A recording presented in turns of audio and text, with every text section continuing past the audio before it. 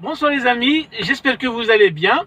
Aujourd'hui, j'ai envie de répondre à la question de notre ami Kamel qui se pose la question: qu'est-ce qu'on retrouve dans la rubrique des capitaux propres au passif du bilan?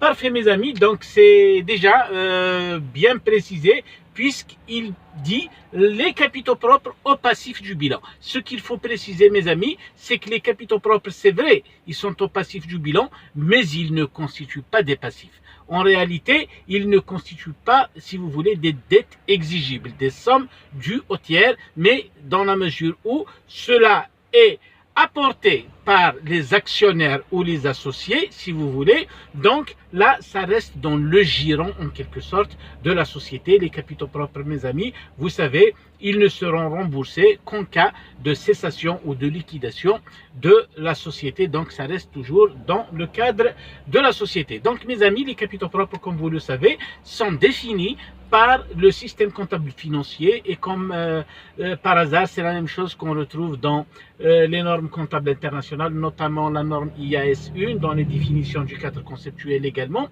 On vous dit que les capitaux propres constituent l'intérêt résiduel des actionnaires ou des propriétaires du capital dans les actifs de la société après avoir déduit tous les passifs exigibles. Voilà, donc on revient à la définition de tout à l'heure. Les capitaux propres sont placés au passif, mais ils ne sont pas des passifs.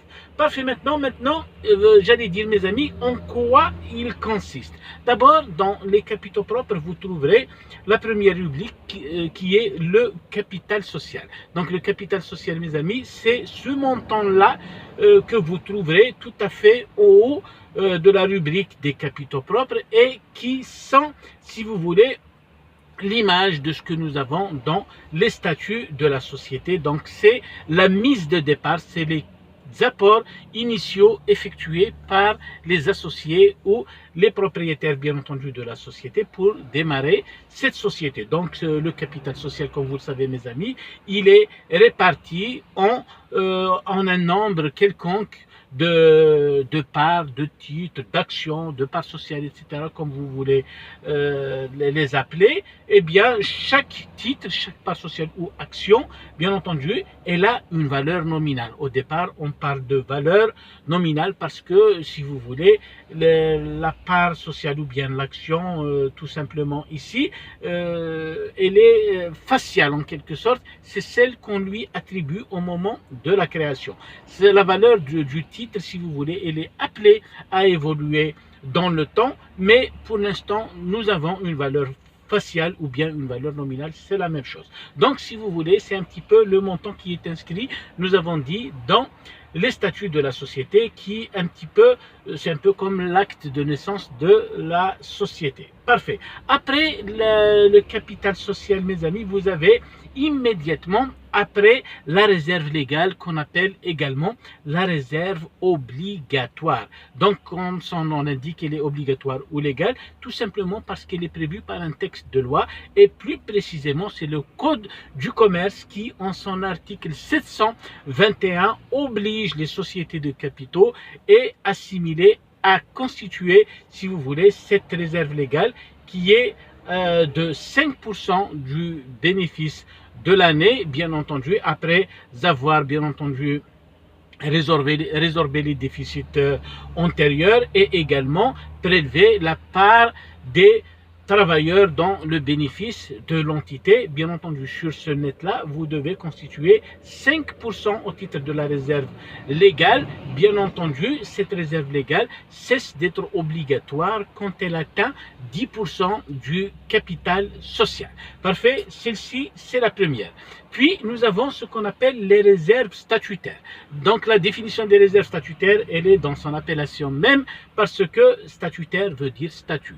Donc, au moment de la création de la société, si les actionnaires décident entre eux de prélever un certain montant des bénéfices qu'ils vont constituer et mettre dans une réserve, si vous voulez, statutaire comme son nom l'indique, là, si vous voulez, c'est une faculté. Mais s'ils mettent cette disposition dans les statuts, mes amis, ils seront obligés de la constituer à chaque fois qu'ils réalisent un bénéfice. Donc, réserve légale, réserve statutaire, puis en troisième lieu, mes amis, vous avez ce qu'on appelle la réserve facultative. Donc la réserve facultative, comme son nom l'indique également, elle est à l'initiative de l'Assemblée générale qui décide d'allouer une certaine somme en fonction de l'importance des résultats, des bénéfices dans cette réserve-là, qu'on appelle bien entendu réserve facultative, puisque aucun texte ne la prévoit, ne nous oblige à la constituer. Puis, enfin, nous avons ce qu'on appelle les réserves réglementées. Là aussi, réglementée tire son nom, mes amis, tout simplement de son appellation, tout simplement.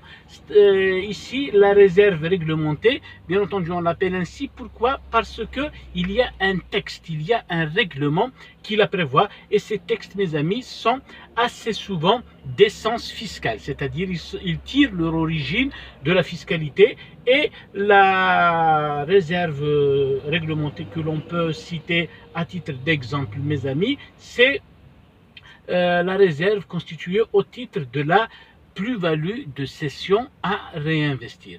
Vous savez, mes amis, dans la fiscalité algérienne, comme probablement dans les fiscalités d'autres pays, vous savez, les plus-values de cession réalisées sur l'actif immobilisé, vous savez, il y a une plus-value qui est dégagée probablement lorsque le prix de vente d'un actif est supérieur à sa valeur nette comptable.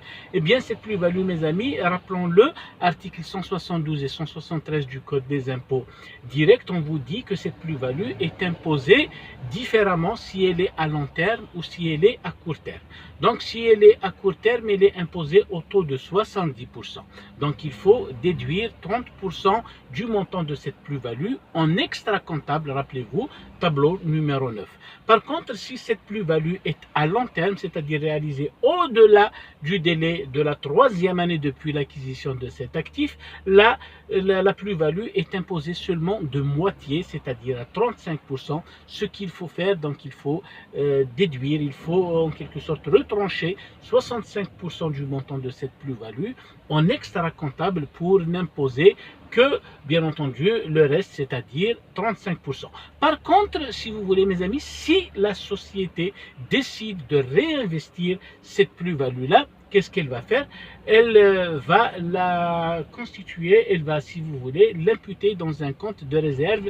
Et c'est là le cas de le dire, c'est une réserve réglementée. Bien entendu, on va mettre cela 752 à 106. Vous savez, 752, c'est les plus-values de cession, c'est un produit. Pour ne pas l'imposer, on va débiter le 752 et on va créditer le 106, qu'on va appeler par exemple 106.5, 106.4, etc. On va appeler ça réserve réglementée. Et bien entendu, nous sommes tenus d'effectuer le réinvestissement en quelque sorte pour que nous ne soyons pas imposés au titre de cette plus-value dans un délai de 3 années. Qu'est-ce que nous devons réinvestir, mes amis? Nous devons réinvestir la valeur d'origine du bien cédé, majorée de la plus-value de cession dégagée au titre de cette transaction. Bien entendu, par la suite, lorsque nous acquérons un nouvel actif, qu'est-ce que nous allons faire? Nous allons imputer, nous allons affecter cette réserve réglementée, si vous voulez, à l'amortissement du bien nouvellement acquis de manière à n'amortir plus tard que la différence entre la valeur d'origine, la valeur d'acquisition et la plus-value ainsi dégagée. Mais bien entendu, nous pouvons citer d'autres exemples de réserves réglementées, par exemple les réserves constituées par exemple pour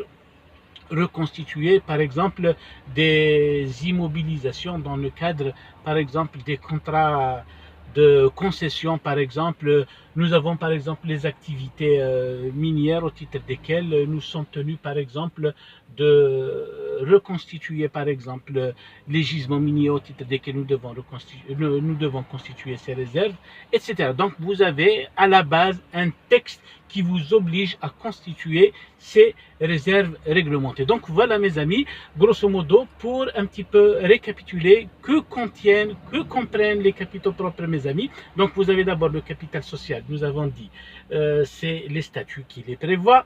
Nous avons la réserve légale, c'est le Code du commerce, article 721. Nous avons les réserves facultatives, c'est l'Assemblée générale. Les réserves statutaires, c'est les statuts également qui les prévoient. Elles ne sont pas obligatoires, mais dès que vous les mettez dans les statuts, elles deviennent obligatoires. Et puis les réserves réglementées, nous avons dit qu'ils sont constitués au terme de, bien entendu, certains textes d'essence essentiellement fiscale. Donc voilà, les capitaux propres, mes amis, sont très importants. Ils reflètent en quelque sorte le potentiel de l'entité, de l'entreprise à générer des richesses sur le long terme, ainsi que, bien entendu, le moyen terme. C'est en quelque sorte, c'est la structure de base de la société. La société vaut ce que valent ses capitaux propres. Voilà ce que vous devez retenir. Une société vaut ce que valent ses capitaux propres. C'est donc l'intérêt résiduel des actionnaires dans les actifs totaux de l'entité après avoir déduit tous les passifs exigibles. Donc mes amis, rappelons-le également, les capitaux propres occupent le haut du bilan, c'est-à-dire tout à fait à droite dans le bilan. En face, ils ont l'actif immobilisé qu'ils doivent financer exclusivement, voire même laisser une marge de sécurité que nous avons appelée, bien entendu, le fonds de roulement que nous avons présenté dans une vidéo il y a très récemment. Donc voilà mes amis, j'espère vous retrouver très bientôt autour de nouvelles vidéos, de nouvelles capsules que nous allons vous proposer pour discussion et pour améliorer votre niveau de connaissances en matière comptable et fiscale. D'ici là, je vous souhaite une excellente soirée mes amis. Au revoir et au plaisir de vous retrouver. Allez, bye!